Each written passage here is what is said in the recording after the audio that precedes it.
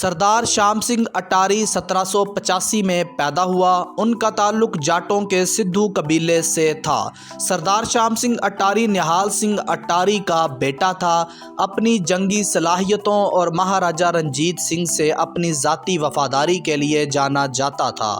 نہال سنگھ کا بیٹا شام سنگھ اٹاری 1817 میں مہاراجہ رنجیت سنگھ کی خدمت میں داخل ہوا اور 1818 میں پشاور، اٹک اور ملتان کی فوجی مہموں میں حصہ لیا۔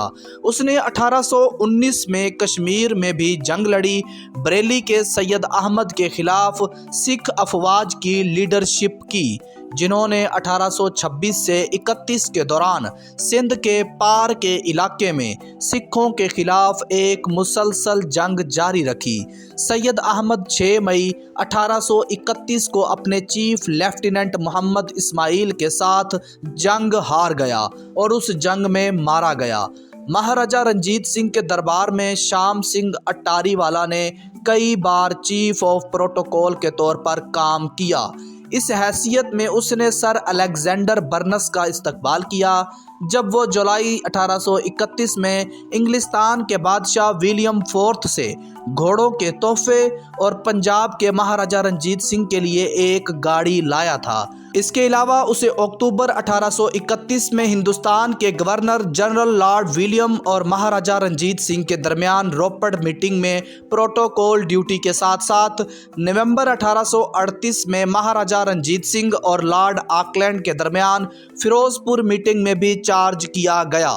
دربار میں شام سنگھ اٹاری والا کے تعلقات کو مزید اس وقت بڑھایا گیا جب ان کی بیٹی مہارانی نانکی کور کی شادی مہاراجہ رنجیت سنگھ کے پوتے شہزادہ نونہال سے کی گئی۔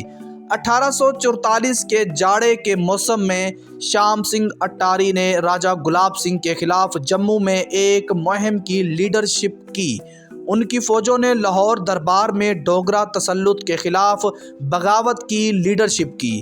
خالصہ فوج میں اپنے اثر اور سچائی کی خوبیوں کی وجہ سے شام سنگھ اٹاری کو 22 دسمبر 1844 کو مہارانی جند کور کی طرف سے معمولی خود مختار مہاراجہ دلیپ سنگھ کے لیے قائم کردہ کونسل آف ریجنسی کے لیے نامینیٹ کیا گیا۔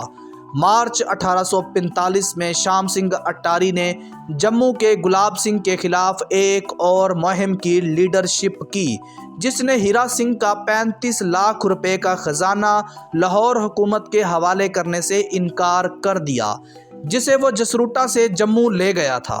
شام سنگھ کی لیڈرشپ میں فوج جموں کے 10 کلومیٹر کے اندر چلی گئی اور گلاب سنگھ سے ٹیکس کی بقایا رقم لاہور کی حکومت ہیرا سنگھ کے خزانے کو واپس کرنے کا وعدہ حاصل کیا۔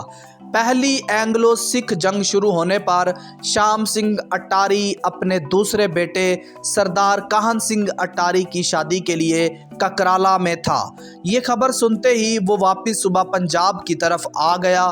فیروز شاہ میں سکھ فوج کی شکست نے ملکہ مہارانی جند کور کو اٹاری سے بلوایا۔ اس نے کمانڈروں راجہ تیج سنگھ اور مصر لال سنگھ جو میدان چھوڑ کر بھاگ گئے تھے ان کو بہت ڈانٹا۔ خود سکھوں کے مقدس صحیفہ گرو گرنتھ صاحب پر ہاتھ رکھ کر قسم کھا کر ستلج کو پار کیا کہ وہ واپس آنے کے بجائے اپنی جان دے دے گا۔ 10 فروری 1846 کو سبرون کے مقام پر جنگ میں شامل ہوا۔ 60 سالہ شام سنگھ اٹاری سفید لباس میں ملبوس اور اپنے سفید گھوڑے پر سوار، سفید داڑھی والے سردار شام سنگھ اٹاری اپنے جوانوں کو بچانے کے لیے آخری دم تک لڑنے کے لیے جنگ میں ایک صف سے دوسری صف میں جاتے اور دشمنوں پر حملہ کرتے۔